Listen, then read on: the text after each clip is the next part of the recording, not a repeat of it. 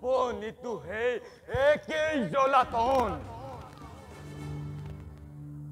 Dekha pao, hoto, yapno bebetika.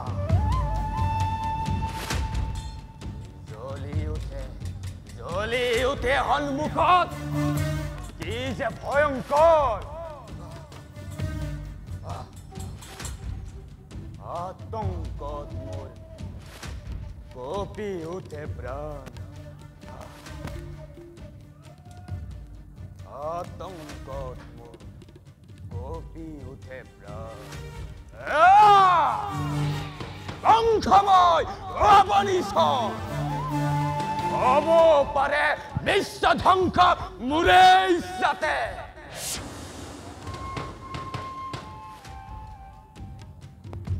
এই কংসৰ নিদ্ৰাত যেতিয়া ও খাই শিশুৰি নিচিনা চাৰিওফালে বেৰি ধৰে মোক সহস্ৰ শত্ৰুৱে দেখা পাওঁ সেই অৱস্থাত দৈৱকীৰ সপ্ত শিশুৰ চিহ্নহীন সহস্ৰ পদাৰ প্ৰেতাত্মা কবন্ধ আদি আছে যত মানে সকলোৱে আহি মোক কৰে আক্ৰমণ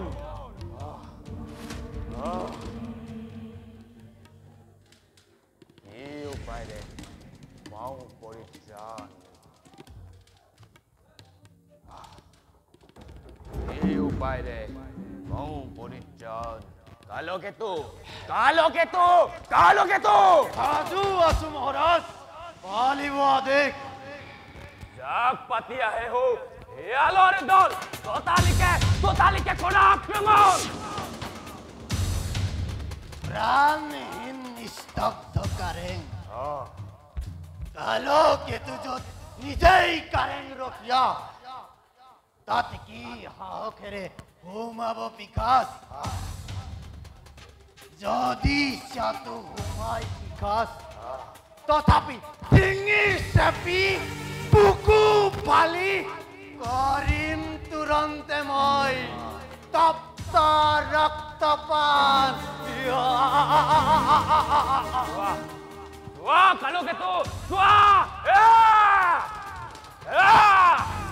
দৈৱকীৰ গৰ্ভজাত অষ্টম সন্তানে মোৰ ফালে চাই অস্ত্ৰ শস্য কৰে কেনেকৈ ইমান সাহস তাৰ মহাৰাজ আনিছো সংবেদ হেই দুৰন্ত শিশুৰ বসুদেৱ দৈৱকীয়ে প্ৰতাৰণা কৰিছে দুৰ্ঘুৰ কিবা ৰূপে নাজানো সঠিক গকুলৰ নন্দৰ ঘৰত পলুৱাই থলে সেই অষ্টম পুত্ৰক সঁচা কালকেতু নন্দৰ বালক কৃষ্ণ দৈৱকীৰ অষ্টম সন্তান এনে বুলি জানিছো তাৱৰ কিন্তু এই যে সাধাৰণ শিশু নহয় এবাৰ ভাবি চোৱা কালকেতু এই অঘাসুৰ বধ বকাসুৰ বধ ধেনুকাসুৰ বধ অলম্বাসুৰ বধ অৰিষ্টাসুৰ বধ সকলোতে গোপবালক কৃষ্ণৰে জয় আৰু সেই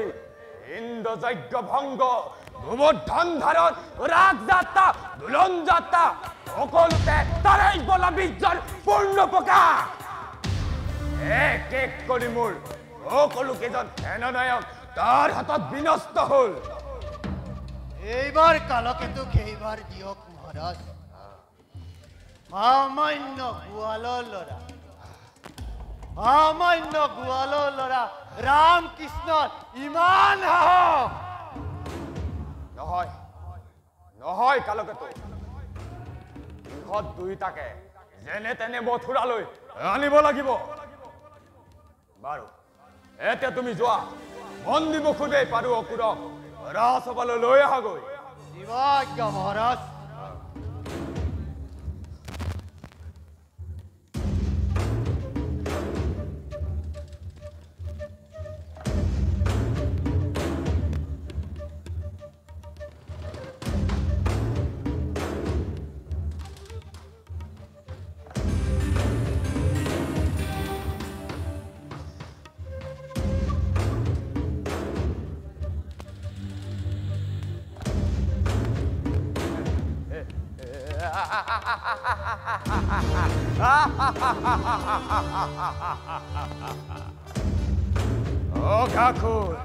অকাসুৰ পুতনা বধি দুৰন্ত কৃষ্ণই নিজকে ভাবিছে আজি মহা বলৱান বুলি গকুলৰ গোপীৰ আগত বোকা খিছে বিৰাট জীবন চৌপাশে পচাৰিছে তাৰেই জয় আৰু এই হেনো কালন্তক জম্মুৰ দৈবকীৰ গৰ্ভজাত অষ্টম সন্তান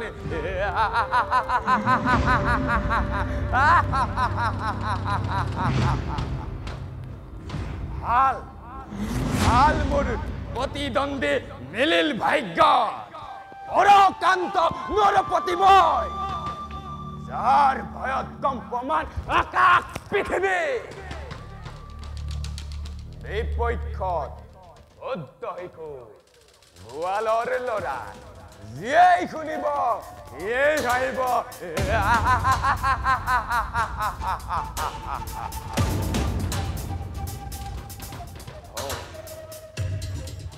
তথাপি শুদ্ধ বুলি অৱহেলা নকৰো কদাপি চাম মই ভালদৰে কোন সেই নন্দৰ দোলা ইমান ভকতিহীন ধৰিছে বাহু বলে বলে ইম্বা যদি কৌশলে সংগমে হত হয় সেই দত্ত শিশু কুলাঙ্গা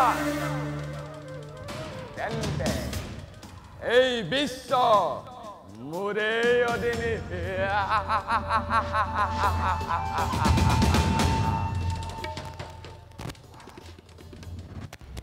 এনে হৰ ধনী মোৰ ৰাক্ষসী দৈব্যকে তাৰেই পুত্ৰ হয় প্ৰাণ সন্তান মোৰ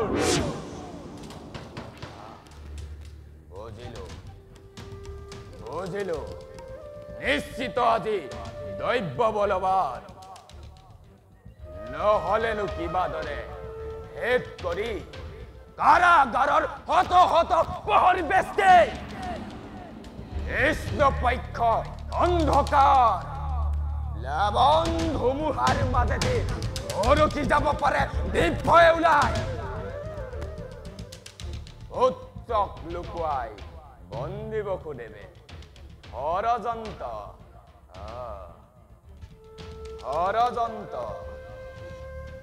তলে তলে গুপ্ত ষড়যন্ত্ৰ সকলোৱে বিচাৰিছে এই কংসৰ বিনাশ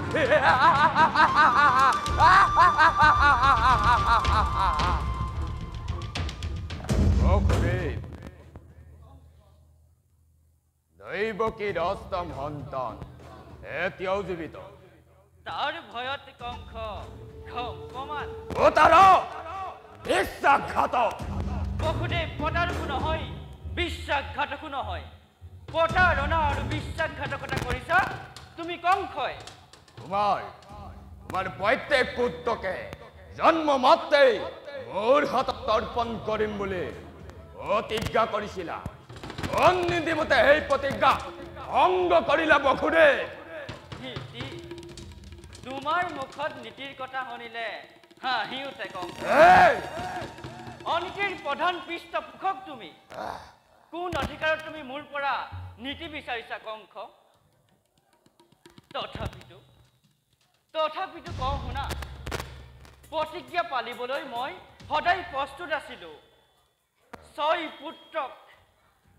পুত্ৰক প্ৰতিজ্ঞা ৰক্ষা কৰি তোমাৰ হাতত জমৰ হাতত তুলি দিছিলো তাৰ পাছত সঁচাকৈ অন্য সন্তান জন্মিছিল নে তুমি কি দেখিছিলা মই সকলো কথা জানিব পাৰিছো বসুদেৱ মায়া বিদ্যা বলেৰে হৰিহতৰ চকুত ধুলি দি এই ভীষণ প্ৰতাৰণা কৰিছা ভাবিছো দৈবকীৰ কুলত যি অন্য সন্তান পাইছিলো তুমি ক'ত পাইছিলা শুনা কংস শুনিব পাৰিবা সেই শিশু কন্যা আছিল নন্দৰাণীৰ যশোদাৰ দৈবকীৰ অষ্টম পুত্ৰৰ বিনিময়ত সেই শিশু কন্যা আনি এই ৰাক্ষস বসুদেৱে অসুৰ কংসৰ তৃপ্তি সাধন কৰিছে ইয়ানে বিশ্বাসঘাতকতা কৰিলে বসুদেৱ ভাবিছোৱা কংস তুমি জানো মোক বিশ্বাস কৰিছিলা শত সহস্ৰ প্ৰহৰীৰ বেষ্টে কাৰাগাৰত বন্দী কৰি থৈ তুমিয়ে জানো মোক বিশ্বাসঘাতকতা কৰিবলৈ বাধ্য কৰা নাই তোমাৰ মইমতীয়া শাসনে আজি জানো ৰাজভক্ত মোক বিদ্ৰোহী কৰি তোলা নাই তথাপি বসুদেৱ মোক ধন্যবাদ দিয়া এতিয়াও তুমি জীয়াই আছা এতিয়াও তোমাৰ মঙক কুকুৰ শিয়ালক ভাগ কৰি দিয়া নাই। ক্ষমা কৰিবা ৰাজা, জীৱন মৰণৰ গৰাকী তুমি নোহোৱা। ৰজাৰ ওপৰত ৰজা আছে, বিচাৰকৰ ওপৰত বিচাৰ কৰোতা বিচাৰক আছে। অসাৰ শক্তি দৰ্পণ নকৰিবা ৰাজা। লাজ লগা নাইনে? সামান্য শিশুৰ লগত আজি তোমাৰ প্ৰতিদ্বন্দ্বিতা। নেভাবিবা বসুদেৱ যে এই কংস পৰাস্ত। শুনা, তোমাৰ সকলো দুখ মাৰ্জনা কৰি দিছো। ভালকেতো মহাৰাজ বসুদেৱৰ শিকলি খুলি দিয়া।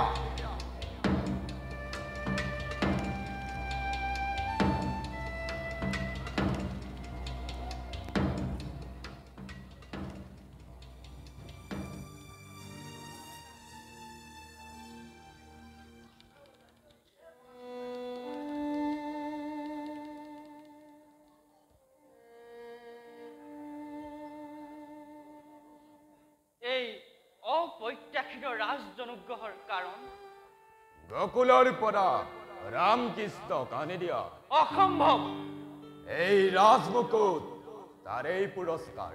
প্ৰয়োজন নাই।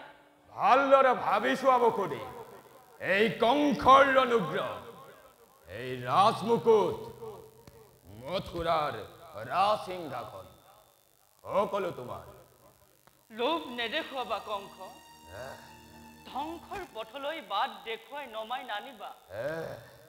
ব্যক্তিগত সুখৰ বাবে এই বসুদেৱে স্বৰ্গৰ হিংসাখনো নিবিচাৰে। মোৰ নিচিনা মথুৰাৰ লক্ষ লক্ষ প্ৰজাই স্ব অধিকাৰৰ পৰা বঞ্চিত হৈ তোমাৰ মদ গৰ্ব, স্বাৰ্থান্ধ, অনাৰ্য ৰাজ বিষয়াসকলৰ অত্যাচাৰত জৰ্জৰিত হৈ উঠিছে। মোক বধ কৰি মোৰ সহায়েৰে তোমাৰ প্ৰতিদ্বন্দ্বীক নিধন কৰি তোমাৰ কুশাসন যুগমীয়া কৰিব বিচাৰিছা, নহয়নে ৰাজা? সপোনতো তেনে আশা নকৰিবা। বসুদেৱৰ দ্বাৰা এই কাম কেতিয়াও হ'ব নোৱাৰে। পুনৰ কাৰাগাৰলৈ যাব লাগিব। অকল সেই নহয়, তিল তিলকৈ তাতে জীৱন বিসৰ্জন দিব লাগিব। কাৰাগাৰলৈ ভয় দেখুৱাইছা। তোমাৰ অধীনত যেন সমগ্ৰ মথুৰাই কাৰাগাৰ, য'ত কোনোৱে মুখ খুলি এষাৰ কথা ক'ব নোৱাৰে। যি ঠাইত মানুহ নিজ জন্মগত সত্বৰ পৰা বঞ্চিত, সিনো কাৰাগাৰ নহয় কি? বৃহৎ কাৰাগাৰৰ পৰা গৈ ক্ষুদ্ৰ কাৰাগাৰত পচিব লাগিব। এইখিনিয়েতো ব্যৱধান ৰাজা। ব'লা ব'লা কালকে লৈ ব'লা মোক। বসুদেৱ দৈৱকীৰ বাবে কাৰাগাৰেই পবিত্ৰ তীৰ্থস্থান। মথুৰালৈ মই আনি দিব পাৰিম। পাৰিবা অকুৰ। এই মথুৰালৈ, কংসৰ কাৰেঙলৈ ৰামকৃষ্ণ কানি দিব পাৰিবা? পাৰিম মহাৰাজ, নিশ্চয় পাৰিম।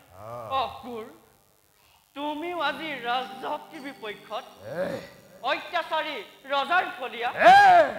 সঁচা সঁচা বসুদেৱ, তাৰ কাৰণ মই ভালদৰে জানো। ৰাজশক্তিৰেই পৰাভৱ হ'ব। যি পক্ষই পৰাভৱ হ'ব, সেই পক্ষক অসুৰক এৰিবলৈ অনুৰোধ নকৰিবা। মহাৰাজ, কালিলৈ প্ৰাতঃতে মই গকুললৈ উষা যাত্ৰা কৰিম। উত্তম। মই ধনুযজ্ঞ পাতিছো, তালৈ নন্দৰাজকো নিমন্ত্ৰণ কৰিবা।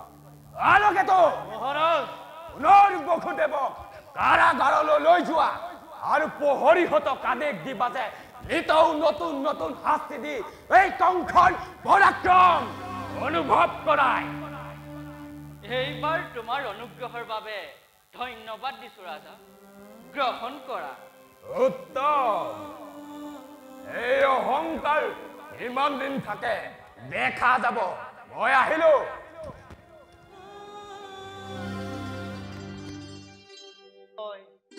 ধনুযজ্ঞই মোক নিমন্ত্ৰণ কৰাত মই নিজকে গৌৰৱান্বিত বিবেচনা কৰিছো।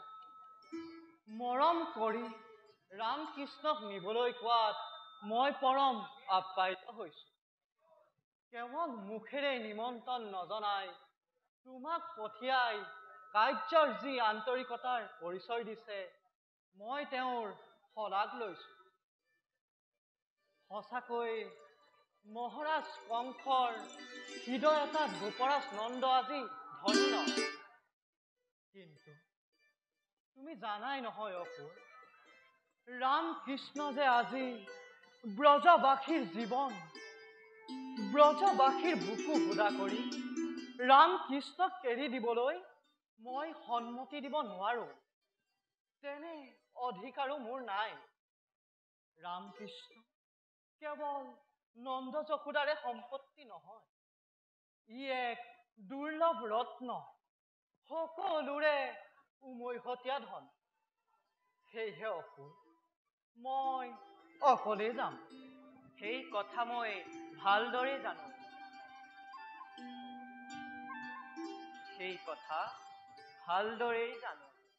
তথাপিতো আপোনাক অনুৰোধ কৰিছোঁ, 2-4 দিন মানৰ কাৰণে ৰামকৃষ্ণক এৰি দিয়ক। যাচি দিয়া মৰমক নেওচা দিয়া, নিষ্ঠুৰ কংসৰ অনুৰোধ দলিওৱাই পেলোৱা কি বিষম পৰিণাম এবাৰ ভাবি চাওক। জানো, ভালদৰে জানো, মই কংসৰ কৰতলীয়া ৰজা। সেই বুলি কংসই এনে অসংগত কাৰ্য কৰা আৰু মই সেই অনুৰোধ ৰক্ষা কৰিম বুলি ভবাটো সম্পূৰ্ণ ভুল অসুৰ। সেই ভুল কৰিব পৰা ক্ষমতা কংসৰ আছে। অপত্য স্নেহত আপোন পাহৰা হৈ নিজৰ আৰু মৰমৰ গকুলক অনিষ্ট নকৰিব। কংসৰ কুপদৃষ্টি পৰিলে কাৰো ৰক্ষা নাই। বৰং তাতকৈ শনিৰ কুপদৃষ্টি পৰিলে ৰক্ষা পোৱাৰ উপায় আছে নন্দৰাজ। ৰামকৃষ্ণৰ অবিহনে গকুলৰ যি ভীষণ অৱস্থা হ'ব, তাতোতকৈ ভীষণতাৰ কথা যে মই ভাবিব নোৱাৰো অসুৰ।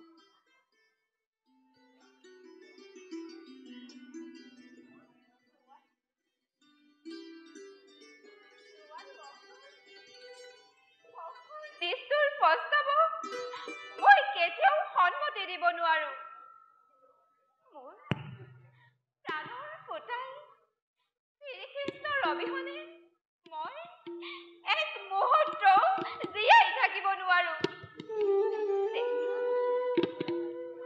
যেতিয়া পূবে ঢলফাল দিয়ে, তেতিয়া সুৰত বিহুগীসকলে গীত গাবলৈ ধৰে।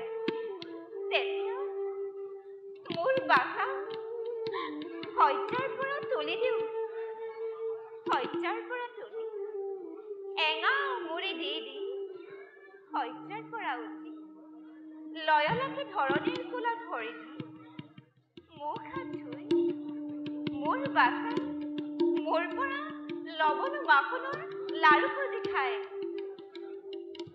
তেতিয়া মোৰ মনত কি প্ৰাণন্দ।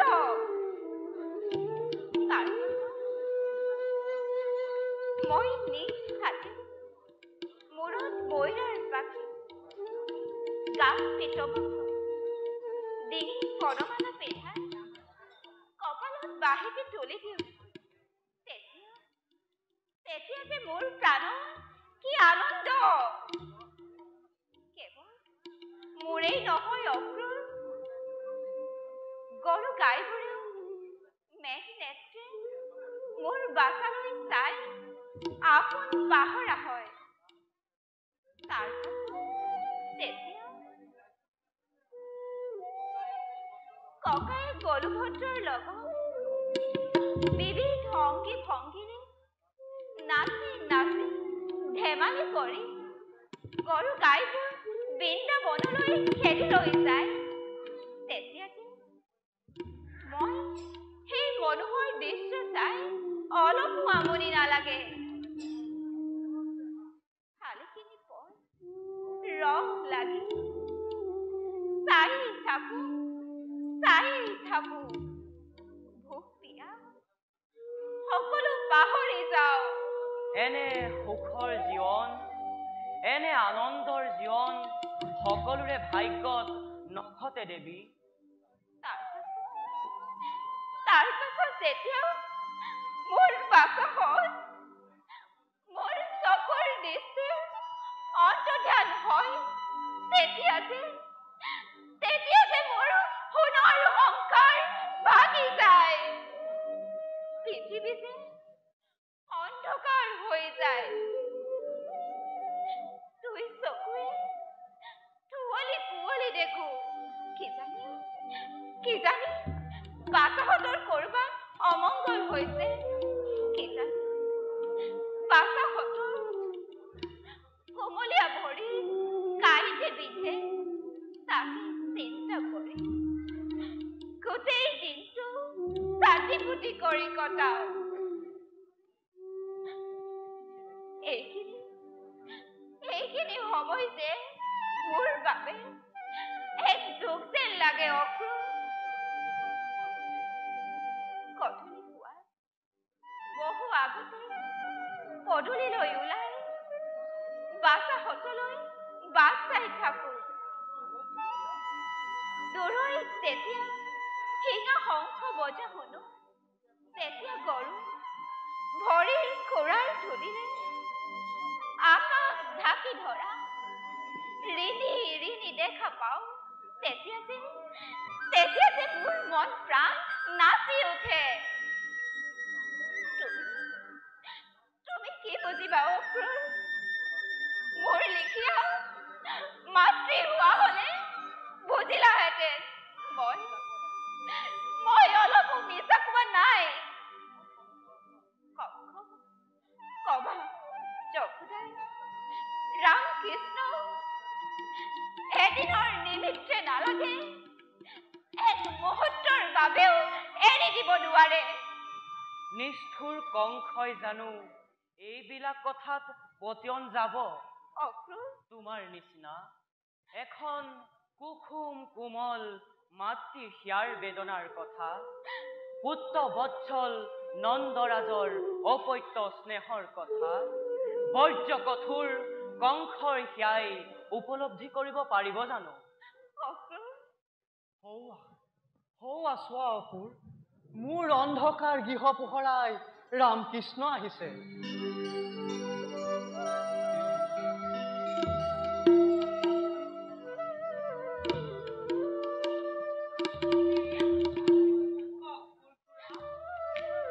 উঠা বাচাহঁত, আজি দেখোন আচম্বিতে ওলালাহি।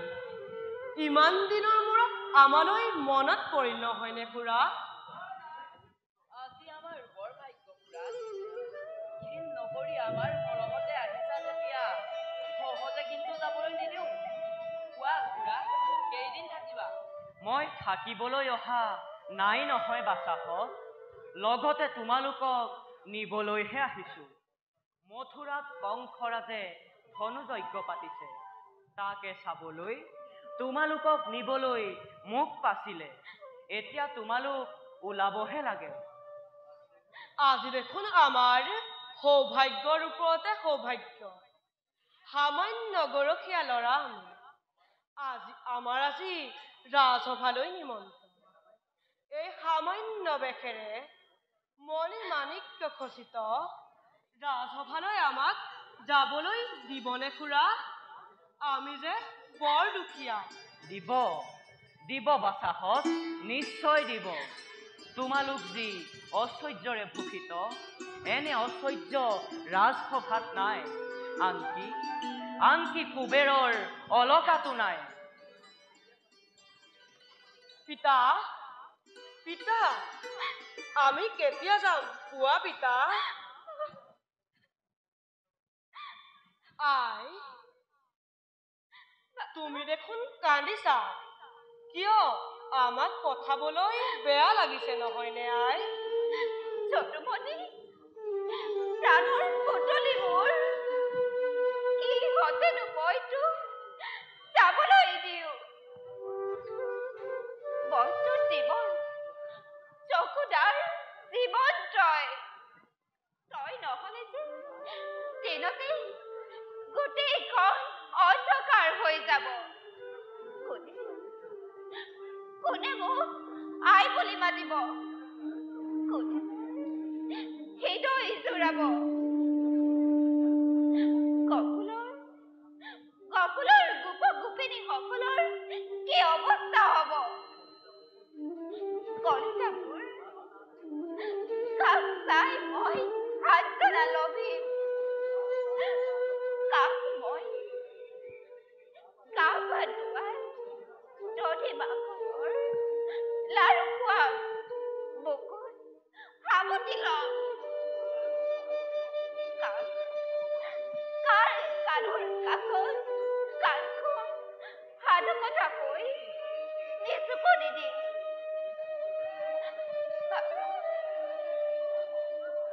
মোৰ স্নেহময়, প্ৰেমময়, কৰুণাময়ী আই, এইদৰে আমাৰ স্নেহতে বুৰ গৈ গোটেই সংসাৰখনকে পাহৰি থাকিবানে? যি স্নেহেৰে, যি প্ৰেমেৰে, যি কৰুণাৰে তোমাৰ ৰাম কৃষ্ণক আনন্দৰ সাগৰত বুৱাই ৰাখিছা, গকুলৰ সকলো নৰ নাৰী গৰু গাই বিহগ বিহগীকো সমানে বিলাই দিয়া, তেতিয়াহে তোমাৰ মাতৃত্ব নাৰীত্ব সাৰ্থক হ'ব। ৰামকৃষ্ণৰ নিচিনা তোমাৰো সন্তান বহুতো আছে।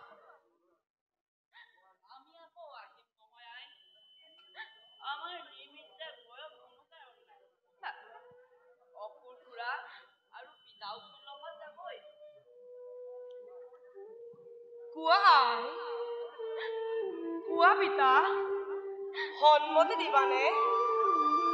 গৰখীয়া ল'ৰা ৰাজসভা দৰ্শন, এনে সোণালী সুযোগ সদায় নিমিলিব। সন্মতি দিয়ক নন্দৰাজ। মই সকলো কথা ভাবি চাই ভীষণ সমস্যাত পৰিছো দানপতি। কংসৰ আদেশ উলংঘা কৰাৰ শক্তি সামান্য নন্দৰ কদাপি নাই। তথাপি ৰাম কৃষ্ণ বুকুত সাৱটি লৈ সমগ্ৰ বিশ্বৰ সৰ্বনাশী শক্তিৰ আগত থিয় হ'বলৈ সাহস মোৰ আছে। মোৰ পুতলিহঁতৰ কাতৰ অনুৰোধ সিও ভাবি চাবলগীয়া। কংসৰ ৰাজসভাৰ পৰা যে সিহঁত নিৰাপদে উভতি আহিব, তেনে কথা মনে মোৰ নকয় অসুৰ। সেইখিনিতেই ভুল নন্দৰাজ, সেইখিনিতেই ভুল। ইমান দিনে ইমান ওচৰতে থাকিও ৰাম কৃষ্ণ কি বস্তু চিনিয়েই নেপালে। যদিও বহুবাৰ পাইছিল, বৰ্তমানে পুত্ৰ স্নেহত মুগ্ধ হৈ সকলোবিলাক পাহৰি গৈছে। ইয়াৰ কাৰণে চিন্তা কৰিবলগীয়া একোৱেই নাই নন্দৰাজ। পিতা, আমি নিৰাপদে ওলটি আহিম নহয়। কংসৰাজে আমাৰ একো অনিষ্ট কৰিব নোৱাৰে। আমাক যাবলৈ দিয়া।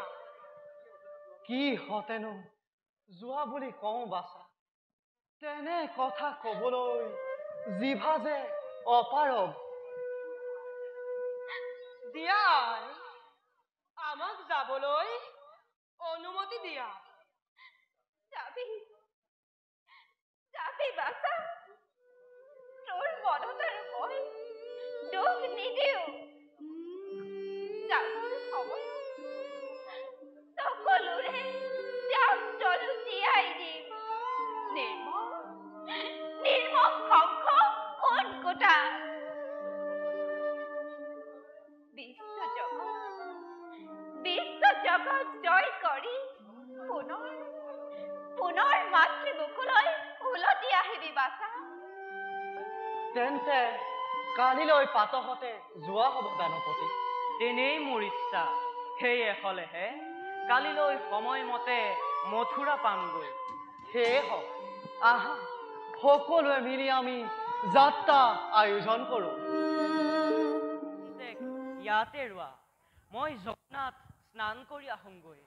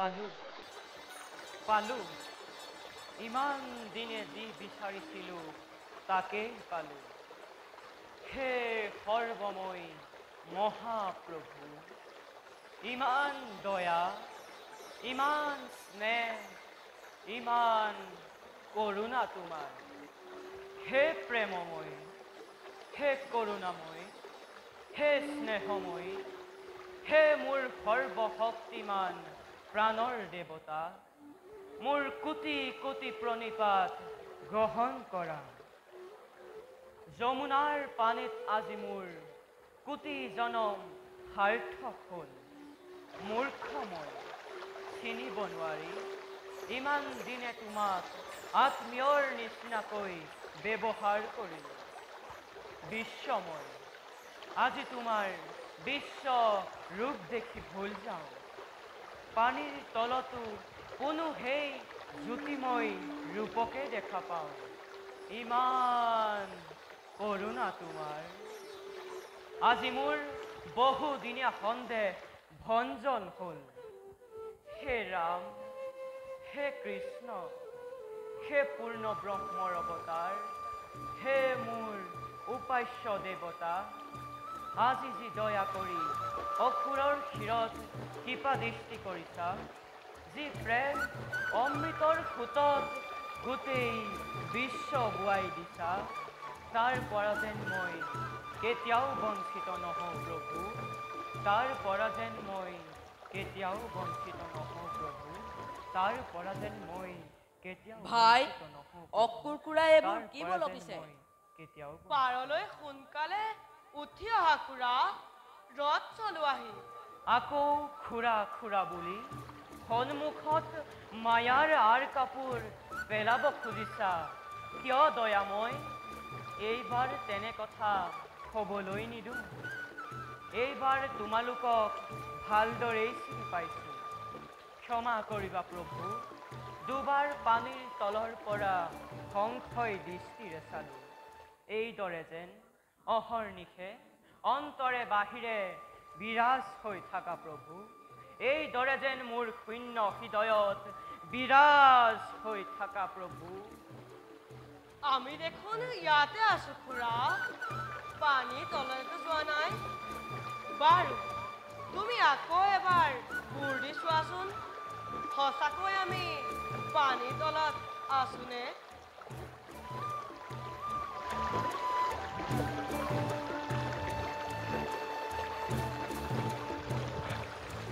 ক'ত ক'ত মোৰ প্ৰাণৰ দেৱতা পানীৰ তলত নোহোৱা হ'ল ক'ত ক'ত ক'ত মোৰ দয়াল কৃষ্ণ পানীৰ তলত নোহোৱা হ'ল মই মহাপাপীয়ে তোমাক ধৰি ৰাখিব নোৱাৰিলোঁ প্ৰভু এই শৰীৰেই বা আৱশ্যক কি হে পুতসলিল যমুনা ঠাই দিয়া মোক বুকুৰ মাজত অকুৰকুৰা কৰা কি আত্মহত্যা মহাপাপ মহা অজ্ঞানী হৈ কিয় এনে পাপ আচৰণ কৰিছা তুমি আকৌ এবাৰ আপোন পাহৰা হৈ নিজৰ কৃষ্ণক মাতি চোৱাচোন মাতি মোৰ প্ৰাণৰ কৃষ্ণক নেমাতিম কাকটো মাতিম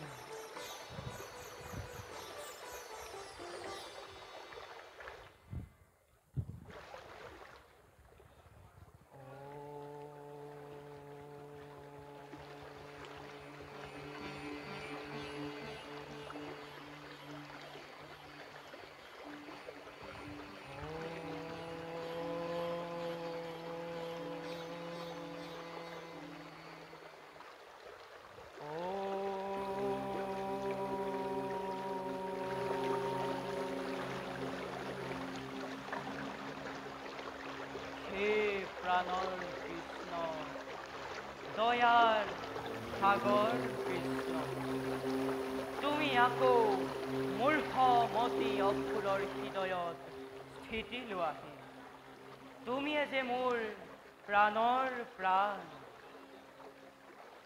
আহা আহা আহা মোৰ দয়াল কৃষ্ণ অধম ভক্তই তোমাক অতি কাতৰে অতি বিনয়ে কাষলৈ মাতিছো।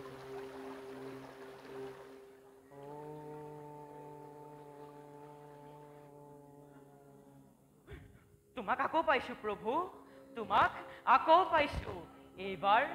এইবাৰ আৰু এৰি নিদিওঁ। এইদৰে এই ঠাইতে জন্মে জন্মান্তৰে বহি থাকিম প্ৰভু। মোক আৰু কাকো নালাগে। কেৱল তুমি আছা আৰু মই থাকো। কেৱল তুমি আছা আৰু মই আছো। কেৱল তুমি আছা, মই আছো। দাদা, ভাই অকুৰ খুৰা যে ভাৱত তন্ময়। ভাই, তোমাৰ অনুগ্ৰহত অক্কুৰ খুৰাই দিব্যতত্ত্ব জ্ঞান লাভ কৰিলে ভাই। খুৰা, চকু মেলি চোৱা। নেমেলো আৰু চকু নেমেলো। তুমি আকৌ পলাবা। তুমি অকুৰৰ হৃদয়ত প্ৰকাশ নিমিষতে নাইকিয়া হৈ যাবা। কি দিব্য জ্যোতি, কি সুন্দৰ ৰূপ। নাচা বাংশীধাৰী, মোহন বাঁহীটি বজাই লয় লাখে নাচি থাকা। এই সুমধুৰ বংশীধ্বনি শুনি যমুনা বাউলি হৈ উজাই গৈছে। লয় লাখে ফুল ফুলিছে। গো বৎসবোৰে থৰ লাগি চায়ে আছে। গোপ গোপীবিলাকে থমকি থমকি এই সুৰতে নাচিব ধৰিছে। কেৱল গোপ গোপীয়ে নহয়, গোটেই জগতে নাচিছে। চন্দ্ৰ, সূৰ্য, গ্ৰহ, তৰা সকলোৱে নাচোনত যোগ দিছে। কি সুললিত বংশীধ্বনি। অক্কুৰ, শুনি থাক, চাই থাক। তোৰ লক্ষ্য জীৱনৰ তৃষ্ণা দূৰ কৰিল অক্কুৰ। তোৰ লক্ষ্য জীৱনৰ তৃষ্ণা দূৰ কৰিল। খুৰা নাই, ভতিজা নাই, মায়া নাই, মমতা নাই। কেৱল তুমি আছা আৰু মই আছো। কেৱল তুমি আছা, মই আছো। কেৱল তুমি আছা, মই আছো। কেৱল তুমি আছা, মই আছো। উঠা খুৰা, তুমি পৰম বৈষ্ণৱ। তোমাৰ এই মুক্তিত নিস্পৃহ কাম গন্ধবিহীন ভক্তিৰ অন্তৰত যুগমীয়া হয়। তাকেই আশীৰ্বাদ কৰা প্ৰভু। তাকেই আশীৰ্বাদ কৰা।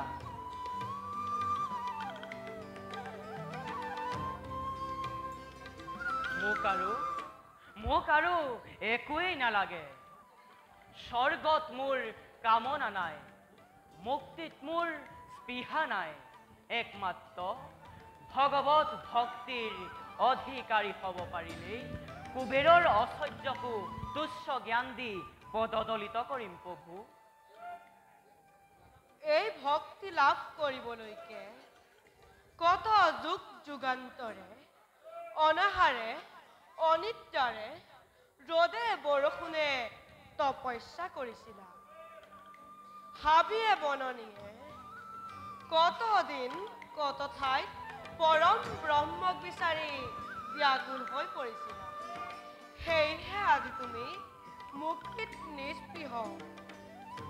ভক্তিৰ এই উচ্চতম স্তৰ লাভ কৰিব পাৰিছা। ভক্তিৰ অধীন ভগৱন্ত আজিৰ পৰা তোমাৰ কাষত বনি। যেতিয়াই তুমি প্ৰাণ ভৰি ধ্যান কৰি মাতিবা, তেতিয়াই তেওঁ উধাটো খাই তোমাৰ কাষলৈ লৰি আহিব। অক্কুৰ, আজি তই কি মহা ৰত্ন লাভ কৰিলি অক্কুৰ। জয় ধ্বনি দে জগত, এবাৰ অক্কুৰক জয় ধ্বনি দে। এতিয়া ৰথ চলোৱাহি খুৰা ভালেখিনি বেলি হ'ল আজি যে মোৰ জন্ম জন্মান্তৰ পূৰ্ণ হ'ল কি তৃপ্তি কি আনন্দ ব্ৰহ্মাণ্ডৰ ঈশ্বৰ ৰামকৃষ্ণৰ ৰথৰ সাৰথি এই অকুৰৰ সমান ভাগ্যৱান কোন আছে আকৌ এটি সেৱা লোৱা প্ৰভু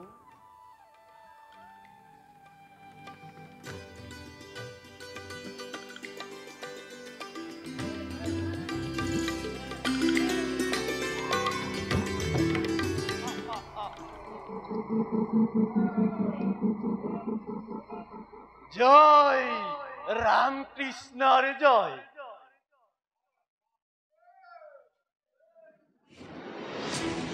সমগ্ৰ মথুৰাবাসী সমগ্ৰ যাদব যত মানে অকৃতজ্ঞ প্ৰজা ৰাজদ্ৰোহী কুকুৰৰ দল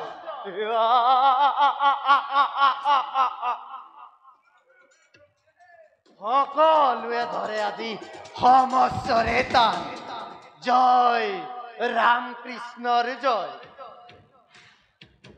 বাটে ঘাটে বিদ্ৰোহৰ গান য'তে ত'তে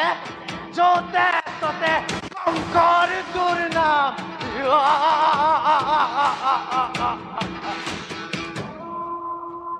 সিংহৰ লগত পাতে শিয়ালে ধেমালি আৰু কিমান দিন এই শক্তি এই তেজ ৰব তহঁতৰ কালকেতো থাকোতে জয় কংকৰাজে নকৰে ভাৱনা যাদৱৰ উপাস্য দেৱতা নুহে নাৰায়ণ নুহে ব্ৰহ্মা নুহে মহেশ্বৰ এক মাথু কংকৰাজ মথুৰাৰ জাগ্ৰত দেৱতা লাগে আজি মথুৰাত তহঁতৰ কেঁচা তেজ কেঁচা মাংসৰ টুকুৰা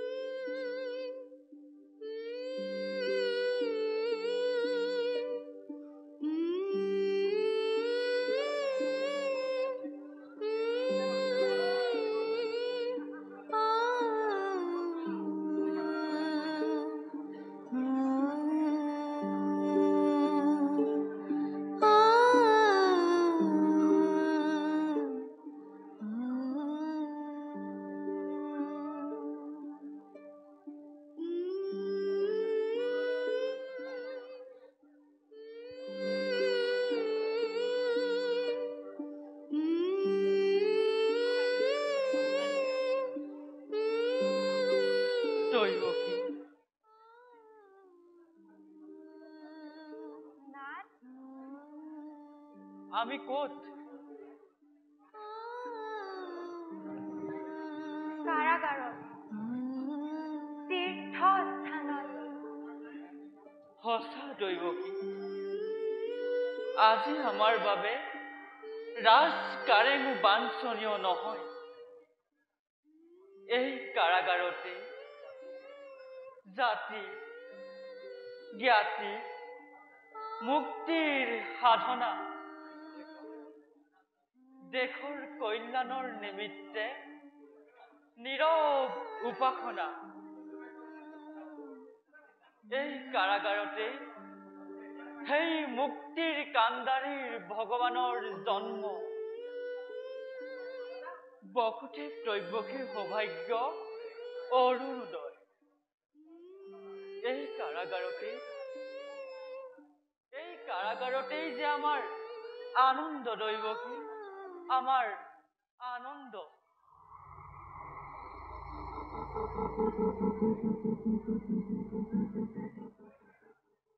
অকুদেব অগ্নিপতি অতি সুমধুৰ সংবোধন কংস মহাৰাজ, আজি তোমালোকৰ মুক্তি।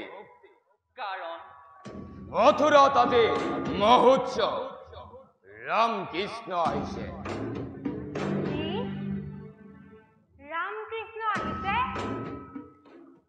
সঁচা দাদা? সঁচা সঁচা ভনী, ৰামকৃষ্ণ আহিছে। এই কংসৰ দানৱৰী ৰামকৃষ্ণ আহিছে। এই উপলক্ষে আজি ৰাজবন্দী সকলৰ মুক্তি। আমি যে সেই মুক্তি গ্ৰহণ কৰিবলৈ অসমৰ্থ।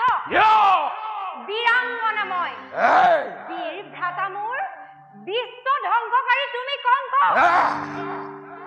বীৰ পুত্ৰ মোৰ, বিশ্ব সৃষ্টিকাৰী শ্ৰীকৃষ্ণ। কৃষ্ণৰ জননীয়ে লোকৰ অনুগ্ৰহত পোৱা মুক্তি গ্ৰহণ নকৰে। কংস ভগ্নী, কৃষ্ণৰ জননী উপযুক্ত কথা। নৰকপুৰী ৰজা কংসই মুক্তিৰ সোৱাদ কি বুজিব? কংসই নিজৰ কৰ্তব্য বুজি পায়, তথাপিও বাৰে বাৰে ভুল কৰে যে, সেয়েহে আচৰিত কথা। ৰাম কৃষ্ণক হত্যা কৰিবলৈ যি গুপ্ত ষড়যন্ত্ৰ কৰিছা, মিত্ৰভাৱে মাতি আনি বিশ্বাসঘাতকতাৰ যি চূড়ান্ত অভিনয় কৰিছা, সেই কাৰ্যত কেতিয়াও কৃতকাৰ্য হ'ব নোৱাৰা।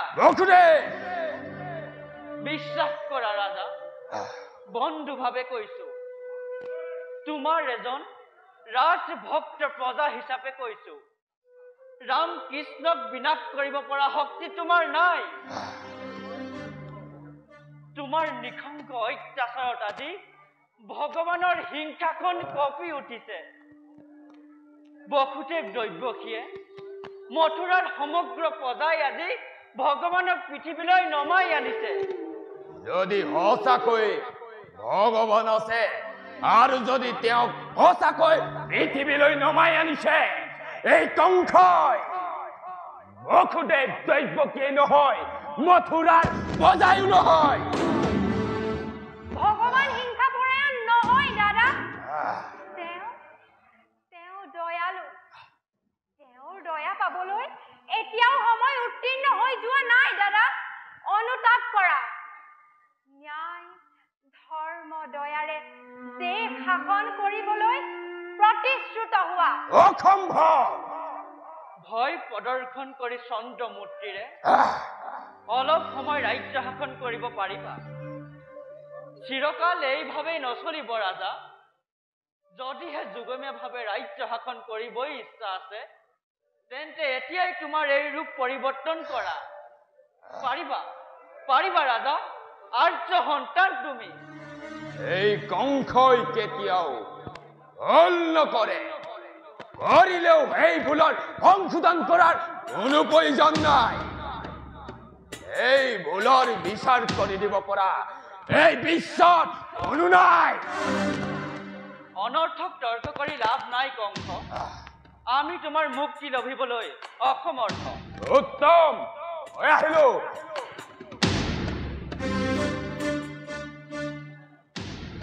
এই উদ্ভণ্ডালি প্ৰতিশোধ শীঘ্ৰেই ল'ব লাগিব। ঘাতকৰ তপ্ত অখিৰে এই শাস্তি ল'বলৈ প্ৰস্তুত হৈ থাকা।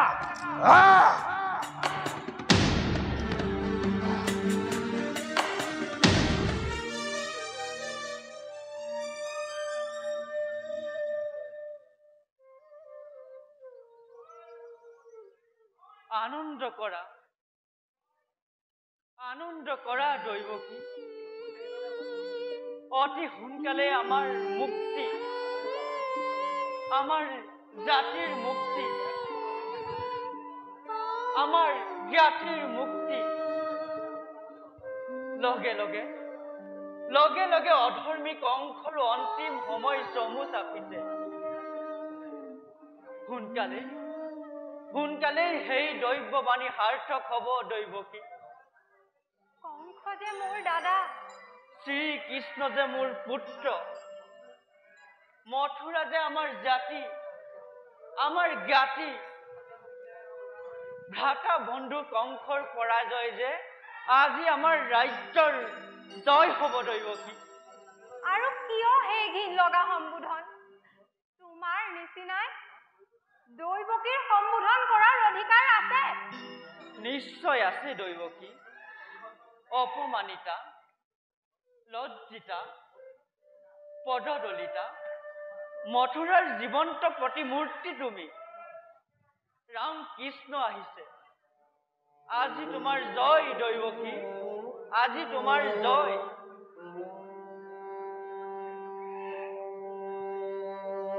পিতা পিতা বাছা, পিতা অন্ধকাৰ কাৰাগৃহ পোহৰাই স্বৰ্গীয় আলোকেৰে কোন সেই যুগল দেৱতা? হঠাতে আবিৰ্ভাৱ জগতৰ আৰাধ্য দেৱতা। পুত্ৰ পুত্ৰ আই পুত্ৰ পিতা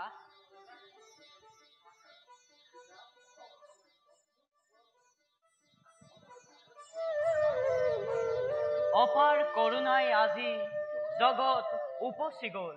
অকুৰ অকুৰ তোৰ আজি শত জনম সাৰ্থক হল।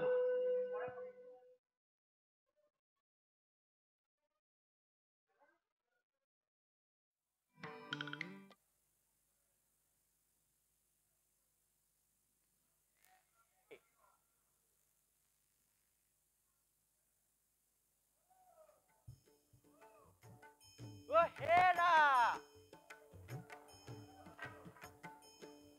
অ হেৰা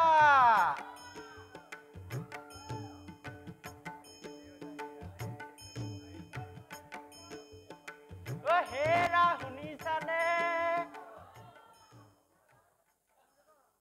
নাই নাই নাই, ঘৰত এখন দেশ থাকিবলৈ সময়ে নাই। ক'ত সময় পাব? সেই নদী পাৰত পিলিঙা ডেকা কেইটাৰ লগত গা খেলাই থাকোতে হৈ যায়। নাই নাই নাই নাই, এসময়ৰ কথা। ময়ো বাৰু কম ধুনীয়া ডেকা এটা আছিলো নে বাৰু? আই বোপাই কলে এতিয়া বোলে বিবাহ পাশত আবদ্ধ হব হল আৰু। যাদু মন্ত্ৰ নেজানো, ভাবিলো, মানিলো, ললো, বিবাহ পাশত আবদ্ধ হৈহে বুজিলো। ৰাতিপুৱা গধূলি কংসৰ কাপোৰে ধুবা, নে আমাৰ এই মানুহজনী কাপোৰ ধুবা? নোৱাৰিছো আৰু। এইজনী আজি এহেকা দিবিহে দিম, এইজনী আজি এহেকা দিহে দিম। মোক দেখা নাপায় কি এৰা চৰিল নেকি? মোৰ শুনা মাজনী আহিলা? অথনিয় পাপা বকি থাকিলে, এতিয়া আকৌ আহিলো। তোক মই কি কৈছিলো? এই কংস ৰজাৰ কাপোৰখিনি গৈ ধুব লাগিব। তই কি কৰিলি? ধুলি নে নাই? মই কংস ৰজাৰ কাপোৰখিনি নুধুলো নহয়, পাহৰিয়ে থাকিলো। পাহৰি থাকিলে? তই খালি খালি চব শেষ কৰিলি আৰু। কংস ৰজা এতিয়া আমাক খুন্দিব। হেৰি শুনিছে, মই বুদ্ধি এটা ভাবিছো। কি বুদ্ধি? আমি নহলে কাপোৰখিনি ধুলো বুলিয়ে কৈ দিম, কেনেকেনো গম পাব ধুলোৱে নে নাই? কংস ৰজাৰ যেনিবা গমহে নেপাব। তোৰ বুদ্ধি শুনিলে মোক কোনোবা এদিন ডিঙি যাব। আপুনি একো কৰিব নালাগে, এইবোৰ ধৰক আৰু বলক। চাবি আকৌ কেনেবাকে যদি মই গম পাই কংস ৰজাই, মই তোৰকে আগলৈ আগবঢ়াই দিম আৰু। তাত গৈ মই কম, আপুনি এতিয়া বলক বলক বলক। বৈ বৈ এই বলক।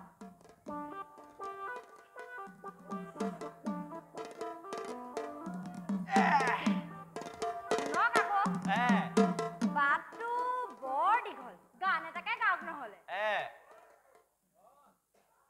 এটাকে গাও তেতিয়াহ'লে ও কংস ৰজাৰ ধুবা মই দুকুৰি বেতন কাপোৰ কেইটা নুধুলে দিব যে পিতন এতিয়া তো গা মই ভালকে নাজানো আপুনি গাই গাই বলক বল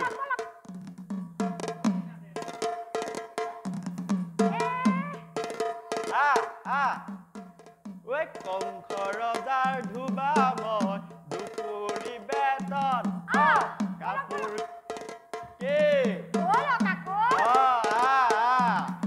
ঐ কাপোৰ কেইটা নুধুলে দিব যে পিতন দেৰি হ'ব ঐ কংস ৰজাৰ ধুবা মই দুকুৰি বেতন ঐ কি কৰিছ এইবোৰ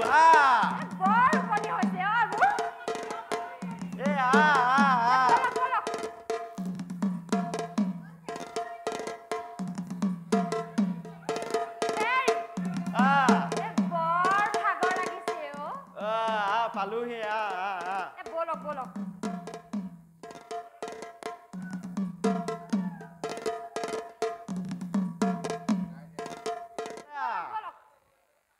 দেই নকৰিবি কংস ৰজাই খাব নহ'লে বলক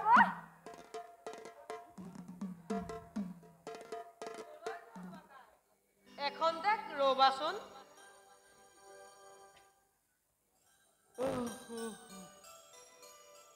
দিলি নে পাছফালৰ পৰা মাত খাৰ লগাই তই মোৰ যাত্ৰা ভংগই কৰি দিলি আৰু বোলো কোৱা কধুবা তাই কলৈ যোৱা ঐ তই কৈ দে মই নকওঁ সেইটোনো আৰু ক'বলগীয়া কথা নে মই হলো কংস ৰজাৰ এই ধুনীয়া ধুবা মই ধুবুনি আকৌ দেই আমি এই কংস ৰজাৰ ঘৰলৈ কাপোৰ দিবলৈ যাওঁ তেন্তে উত্তম কথা আমিও ৰাজচৰালৈ যাবলৈ আহিছো চোৱাচোন ধুবাকাই আমাৰ গাত ৰাজসভাৰ উপযোগী সাজপাৰ নাই দুয়োকে দুটা ৰাজবৰণ দিয়াচোন বাৰু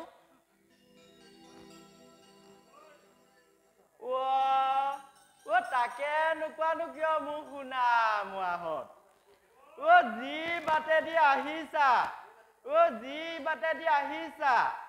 সেই বাটেদি উলটি যোৱা ধুবাকাই আমাক কাপোৰ দিলে তুমি বৈকুণ্ঠত স্থান পাবা নেলাগে মোক বৈকুণ্ঠ স্থান তাত জানো কংস ৰজাৰ নিচিনা ধুনীয়া কংস আছে মাহে 20 টকা বেতনত কাপোৰ ধোৱা বন্দোবস্ত আছে জানো তাত কাপোৰ ধোৱা কোনো আৱশ্যক নাই সেই ৰাজ্যত সকলো সমান তাত যে কাৰো অভাৱ অভিযোগ অনাটন একোৱেই নাই পুৰি যাওক সেই বৈকুণ্ঠ স্থান ভালে তহঁতি ইয়াৰ পৰা আঁতৰি যোৱা কাপোৰ দিলে তোমালোকৰ কল্যাণ হ'ব নিদিলে কা আমি বলেৰে দিম বৰ অটপালি লাগিছেচোন এহেঁতৰ চিনা নাই মোক চিনা নাই মই কংস ৰজাৰ ধুবা একে পাছৰতে সাৱধান ধুবা তহঁতৰ 14 গোষ্ঠী সাৱধান তহঁতৰ 14 গোষ্ঠী সাৱধান নিজৰ মৃত্যু তই নিজেই মাতিলি তই হেঁতক মাৰি পেলাম এতিয়া ধৰ মোক ধৰিলে ধৰ মই মাৰি পেলাম এতিয়া আকৌ বেছ তেন্তে হে হওক মাৰি পেলাম এতিয়া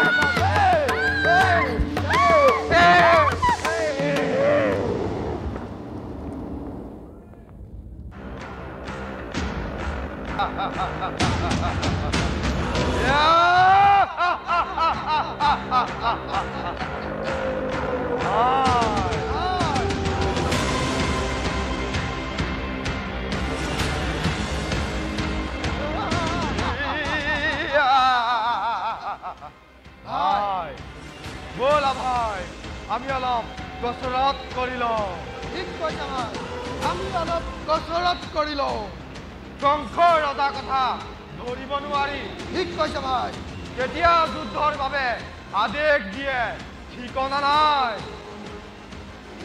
ঠিক আছে ভাই আমি অলপ কসৰত কৰি লওঁ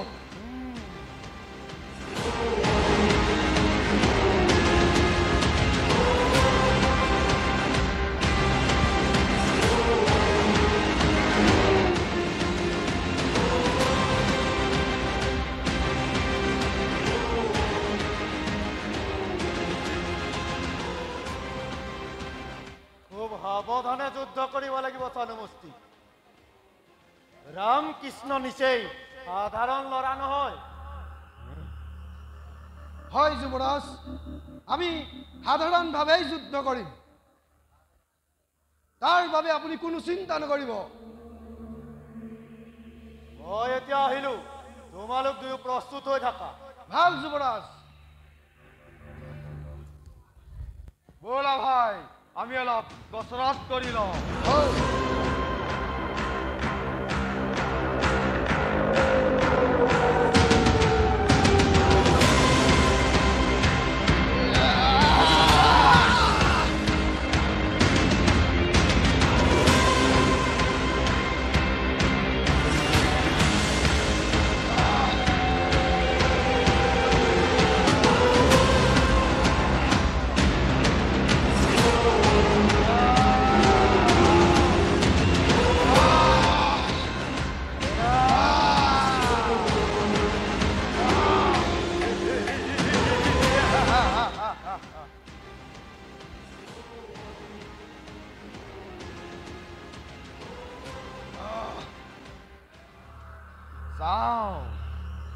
চাওঁ এতিয়া হে কলিয়া কৃষ্ণৰ কিমানে সাহস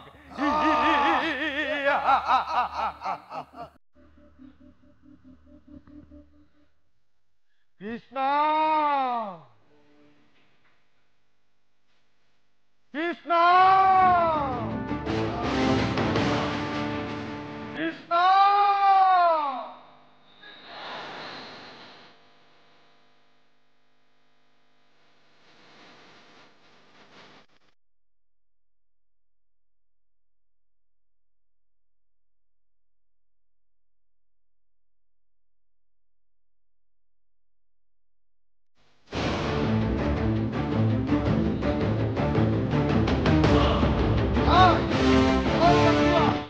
দূৰত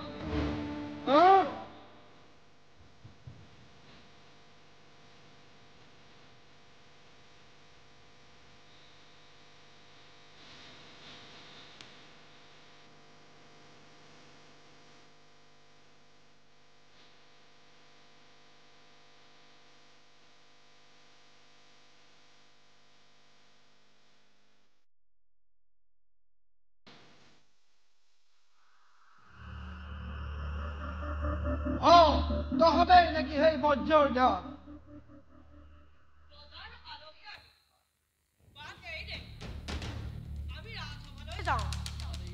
বাট এৰি দিব লাগে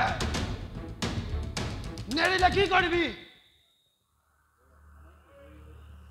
সামান্য দুৱৰী হৈ কৰ উপহাৰ চা তেন্তে এতিয়াই পাৰ হৈ যাওঁ ৰাজন্তেকুৰ ঠিক আছে চাওঁ কেনেকৈ তহঁতি বাট এৰি যাব পাৰ বেছ তেন্তে Ah!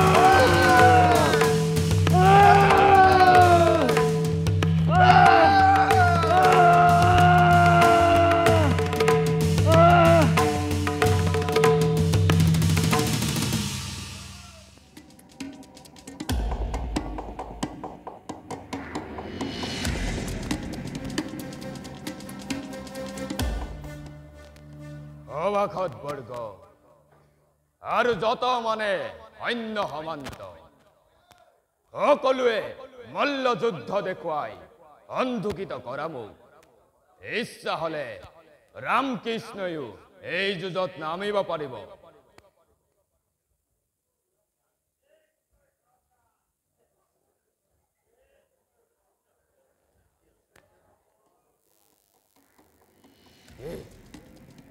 এই আসরে অদরাস কবল ভোট করি প্রাণ ললে শানু মস্তিক এইবার রক্ষা নাই নিজেই মই এই অগ্নিবক্ষ লৈ ভোট কৰিম ৰামকৃষ্ণ।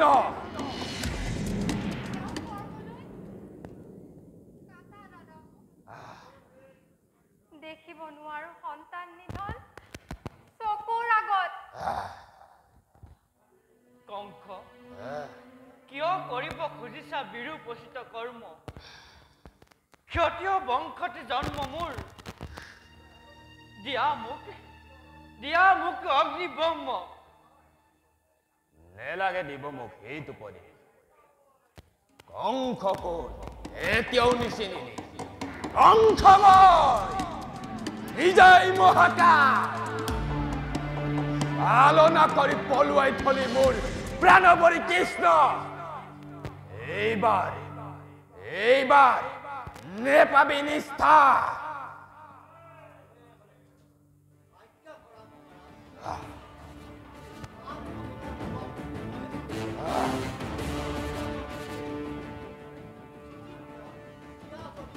চদান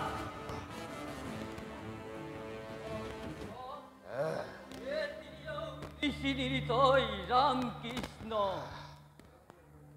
এতিয়াও দিওঁ মই তোক শীত উপদেশ। বসুদেৱ দৈৱকীৰ লগত মিত্ৰতা স্থাপন কৰ, নহলে তোৰ মৃত্যু আহিল ওচৰ। নেলাগে দিব মোক এইটো পদে। যত মানে চক্ৰান্ত হৈ কৰিছ বিদ্ধ অৱখত বৰ্গ আৰু মোৰ যত মানে অন্য সমান্ত সকলোৱে আক্ৰমণ কৰিবা ৰামকৃষ্ণ আহিলে।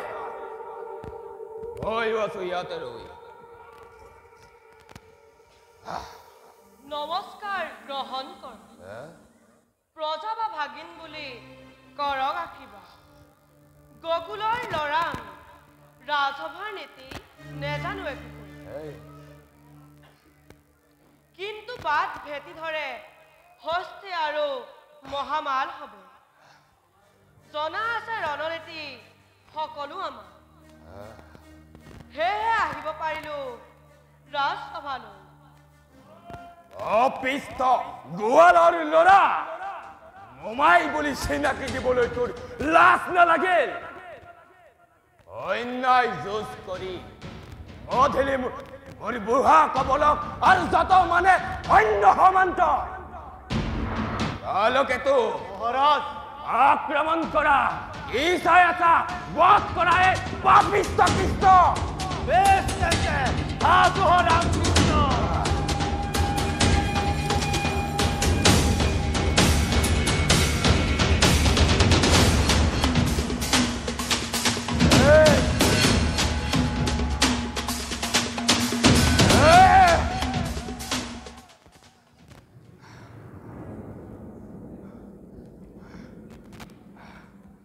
নমস্কাৰ সভাসদসকল,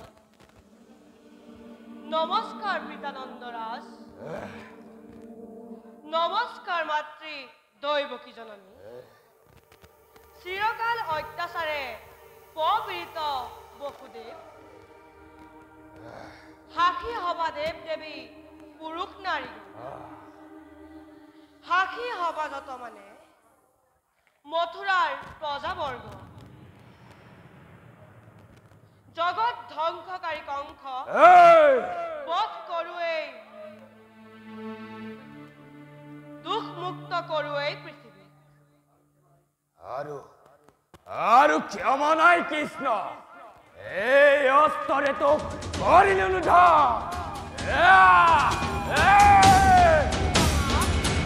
মই ইয়াত আছো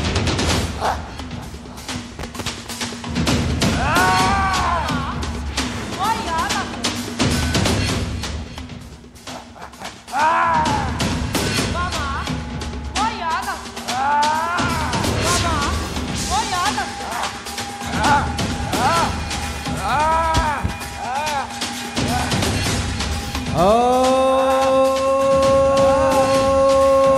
হরে ও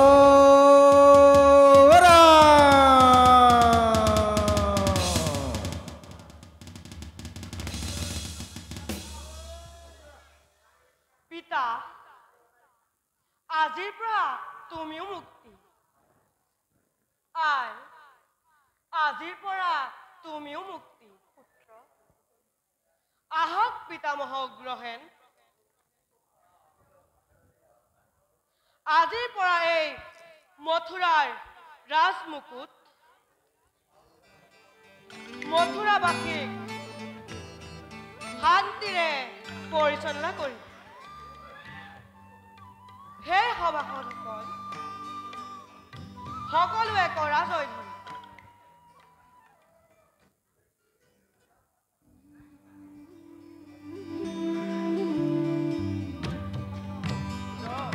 জয় মহাৰাজ উগ্ৰসেনৰ জয় মহাৰাজ উগ্ৰসেনৰ জয় মহাৰাজ উগ্ৰসেনৰ জয় মহাৰাজ উগ্ৰসেনৰ